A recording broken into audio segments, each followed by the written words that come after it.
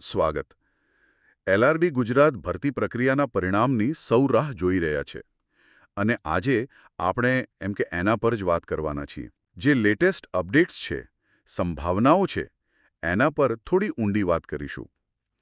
આપણી પાસે અમુક સોર્સ છે જે પ્રોવિઝનલ આન્સર કી અને ફાઇનલ રિઝલ્ટની ટાઈમલાઈન વિશે થોડી માહિતી આપે છે. આપણો હેતુ ખાલી તારીખો જાણવાનો નથી, પણ આખી પ્રોસેસ, દરેક સ્ટેપનું શું મતલબ છે અને ઉમેદવારો માટે આગળ શું ધ્યાન રાખવા જેવું છે એ સમજવાનો છે. તો ચાલો શરૂ કરીએ. તો સૌથી પહેલાં પેલી પ્રોવિઝનલ આન્સર કી, એનું શું છે? વાંધા અરજીઓ તો હવે લેવાઈ ગઈ છે, બરાબર? હા, એ પ્રક્રિયા હવે પૂરી થઈ ગઈ છે. તો હવે આગળ સૂત્રોનું કહેવું છે કે અપડેટેડ પ્રોવિઝનલ આન્સર કી જલ્દી આવી શકે છે, કદાચ આ વીકેન્ડ સુધીમાં, એટલે 12 થી 15 જુલાઈ આસપાસ. હા, એવી શક્યતા છે ખરી. અને પેલી વાત પણ છે કે અમુક પ્રશ્નો કદાચ રદ થાય અથવા જવાબ બદલાય. આનું શું મહત્વ છે? મતલબ સ્કોર પર શું અસર પડે? હા, જુઓ, આ બહુ અગત્યનું છે, કારણ કે જો કોઈ પ્રશ્ન રદ થાય કે પછી એનો જવાબ બદલાય તો એની સીધી અસર ટોટલ માર્ક્સ પર પડે છે. એટલે મેરિટ લિસ્ટમાં ફેરફાર થઈ શકે? ચોક્કસ. મેરિટ લિસ્ટમાં પણ ફેરફાર થઈ શકે.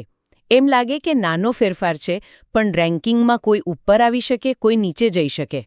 એટલે જ ઓફિશિયલ જાહેરાતની રાહ જોવી અને સમજવું કે આની પોતાના સ્કોર પર શું અસર થશે એ બહુ જરૂરી છે. બરાબર. એટલે પ્રોવિઝનલ કી એ ફાઇનલ નથી. તો આ પછી પેલું અંતિમ પરિણામ, એ ક્યારે આને કેવું હશે? પ્રોવિઝનલ કી પરના વાંધાઓની સમીક્ષા પછી ફાઇનલ આન્સર કી બનશે અને એ ફાઇનલ કીના આધારે જ અંતિમ પરિણામ અને મેરિટ લિસ્ટ તૈયાર થશે.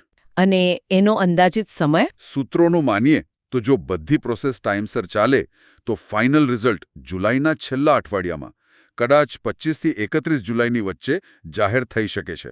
અને જ્યારે એ પરિણામ આવે ત્યારે ઉમેદવારોએ કઈ મુખ્ય બાબતો જોવાની રહેશે? હા, તો પરિણામ આવે ત્યારે એમાં મુખ્ય તો હશે ફાઇનલ મેરિટ લિસ્ટ.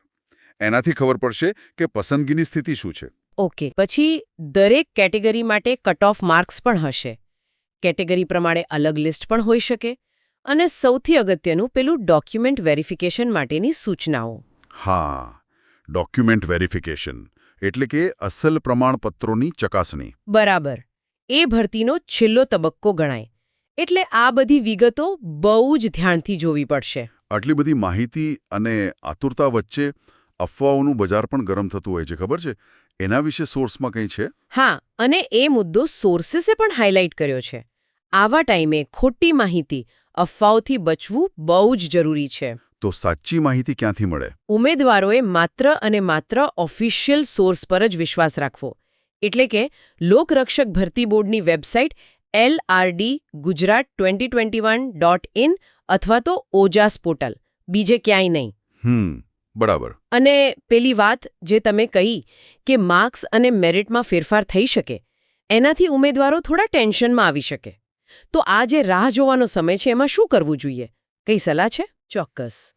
આજે આ નિશ્ચિતતા છે અને રાહ જોવાનો સમય છે, એનો સારો ઉપયોગ કરવો જરૂરી છે. સોર્સિસ પણ એવું સૂચવે છે કે એલઆરડીના રિઝલ્ટની રાહ તો જુઓ, પણ સાથે સાથે જો બીજી પરીક્ષાઓની તૈયારી ચાલતી હોય, જેમ કે પીએસઆઈ, તલાટી, ફોરેસ્ટ ગાર્ડ, જુનિયર ક્લાર્ક, હા, તો એ તૈયારી ચાલુ રાખવી જોઈએ. એનાથી એક તો ધ્યાન બીજે રહે અને સમયનો સદુપયોગ પણ થાય. એમ સમજો કે એક પ્લાન બી જેવું. હા, એ વાત સાચી છે. તૈયારી ચાલુ રાખવાથી ફોકસ જળવાઈ રહે. તો સારાંશમાં કહીએ તો અપડેટેડ પ્રોવિઝનલ કી જલ્દી આવી શકે છે, ફાઇનલ રિઝલ્ટ જુલાઈના અંતમાં, અને સૌથી ઇમ્પોર્ટન્ટ, માત્ર ઓફિશિયલ સોર્સ પર ભરોસો રાખવો. બરાબર. અને તૈયારી ચાલુ રાખવી. હા. અંતમાં એક વિચાર જે આખી ચર્ચામાંથી મને આવે છે અને જેના પર ઉમેદવારો વિચારી શકે છે. આજે રાહ જોવાનો સમય છે, પરિણામમાં ફેરફારની શક્યતાઓ છે, એની વચ્ચે પરીક્ષાની તૈયારી તો ખરી જ, પણ એ સિવાય પોતાની માનસિક શાંતિ જાળવી રાખીને, પોઝિટિવ રહીને, આ સમયનો બીજો કયો સારો રચનાત્મક ઉપયોગ થઈ શકે, ક્યાંક બીજે ધ્યાન કેન્દ્રિત કરી શકાય, આ એક વિચારવા જેવો પ્રશ્ન છે.